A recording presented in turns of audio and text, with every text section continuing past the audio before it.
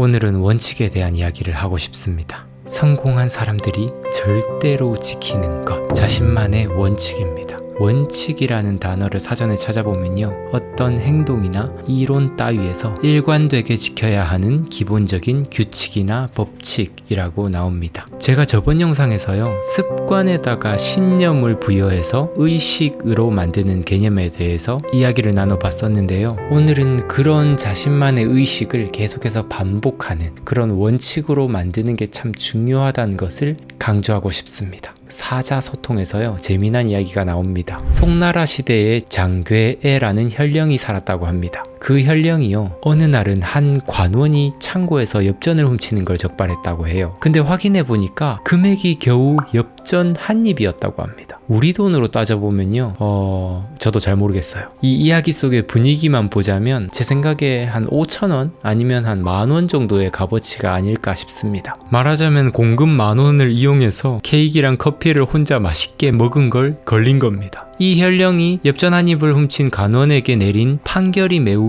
주목할 만합니다. 이런 말을 했다고 해요. 하루의 일전이면 1000일이면 1000전이요. 먹줄에 쓸려 나무가 잘려나가고 물방울이 돌에 떨어지면 구멍이 뚫린다. 일전 자체의 가치를 보기보다요, 이 일전을 횡령한 행동이 반복되었을 때 1000전이 될 수 있는 잠재력을 본 거예요. 물론 여기서 주의할 점이 있을 것 같아요. 이걸 법의 관점에서 보지는 않았으면 좋겠습니다. 법이란 것은 위법의 경중을 따져서 엄중히 처리해야 될 문제잖아요. 1,000원 훔쳤다고 10억 횡령한 사람과 똑같이 처벌할 수는 없는 것처럼요. 여기서 얘기하는 건 행동이 반복되었을 때의 위력을 말하는 거예요. 좋은 행동은 축적되면 좋은 결과물을 만들 것이고, 나쁜 행동은 축적되면 나쁜 결과물을 만들 것입니다. 제가 어렸을 때요, 친구가 슈퍼에서 껌 훔치는 법을 알려줬었거든요. 그 이후로 제가 껌을 한두 번 계속 훔치다 보니까 점점 사이즈가 커지게 됩니다. 더 비싼 물건도 훔치게 되고, 나중에는 저희 아버지 돈까지 털게 됩니다. 아버지는요, 항상 책 속에 현금을 끼워 두셨거든요. 항상 같은 책이었어요. 여러분들 현금 숨기시려면 항상 책을 바꾸셔야 합니다.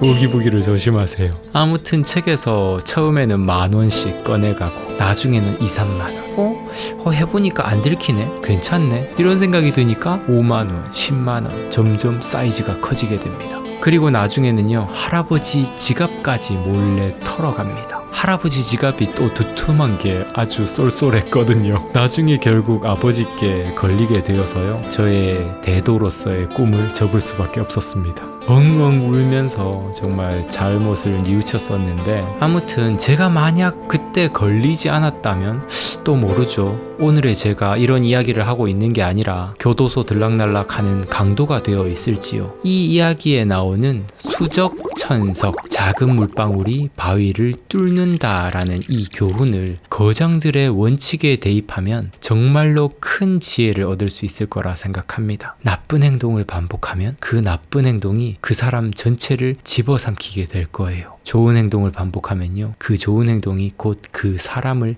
만들게 될 것이고요. 위대한 사람들은 자신만의 원칙을 가지고 있습니다. 약속 시간을 칼같이 지킨다든지, 절대 돈 거래는 하지 않는다든지. 무라카미 하루키는요, 하루에 반드시 20페이지는 쓴다라는 원칙을 가지고 있다고 해요. 그게 좋은 글이든 나쁜 글이든 상관없이 20페이지를 채우는 걸로 원칙을 정해두고 있다고 합니다. 일단 써놓고 나중에 교정 과정에서 더 많이 고친다고 하는데, 아무튼 중요한 건 이 원칙이라는 거예요. 글이 안 써진다고 그날은 쉬고 글이 잘 써지는 날을 계속 기다리는 게 아니라, 글이 잘 써지든 안 써지든 상관없이 자신만의 원칙을 매일매일 지켜나간다고 하는 걸 제가 또 이야기를 들으면서, 정말 성공한 사람들이 가지고 있는 자신만의 원칙, 여기서 이 원칙 하나만 보자면 별게 없습니다. 그냥 물 한 방울은 큰 힘이 없어요. 하지만 이 물 한 방울이 똑같이 반복되었을 때 어떤 일이 될까요?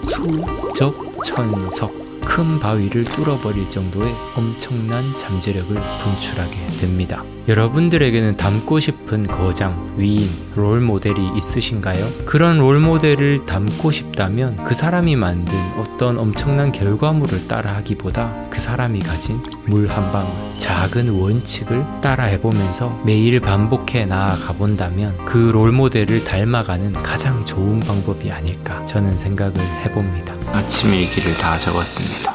아침 일기라고 별거 없습니다. 그냥 아침에 드는 생각들을 적는 거예요. 일찍 일어나니 기분 좋다. 더 누워있고 싶은 마음은 가득했지만 잠고 일어나니 성취감이 밀려온다. 뭐 이런 식으로 글 쓰는 게 참 좋다. 내 기억들을 기록으로 복원하는 작업. 기록은 나를 숨쉬게 한다. 이런 식으로 그냥 아침에 드는 이런 감정들을 적거나 아니면 오늘 뭘 할 것이다 라는 오늘의 계획을 적을 때도 있고요. 어제 있었던 뭐 기억나는 일들을 다시 또 복원하는 작업을 할 때도 있고요. 뭔가 이런 걸 반드시 써야 한다라는 의무는 전혀 없습니다. 저한테는 그냥 순간순간 드는 생각들을 적으면서 저의 생각을 뭔가 정리하는 그런 시간이 이렇게 일기 쓰기 시간이에요. 이게 보면 오전 1시 39분이죠. 어제 새벽에 자다가 정말 생생한 꿈을 꿨는데 그걸 좀 기억하고 싶다는 생각에 막 진짜 눈이 침침한 상태에서 핸드폰으로 제가 그 꿈 얘기를 기록을 하고 바로 잠들었습니다. 웬 호랑이들이 집 근처를 어슬렁거리고 있었다라고 이렇게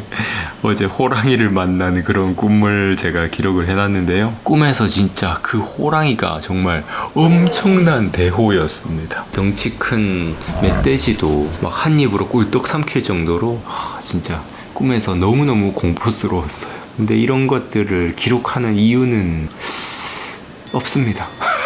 그냥 글 쓰는 게 좋아가지고 뭔가 쓸 기회가 있으면 저는 새벽이든 뭐든 쓰는 것 같아요. 그냥 이제 저는 열심히 또 독서를 해보도록 하겠습니다. 이거는 제가 어제 중고로 알라딘으로 배송을 받아서 구매한 책인데 한번 읽어보려고 샀어요. 사자소통이라고 4글자로 끝내라. 이 주제가 너무 좋더라고요. 제가 사자성어를 진짜 좋아하거든요. 그래서 사자성어를 가지고 영상을 만든 게 또 한 2개 정도 있는데 그 사자성어만 모아놓고 이렇게 여러 가지 이야기들을 해주는 책이어서 와, 이거는 진짜 심심할 때 한 번씩 보면 너무 재밌겠다 생각을 해서 구매를 해봤습니다.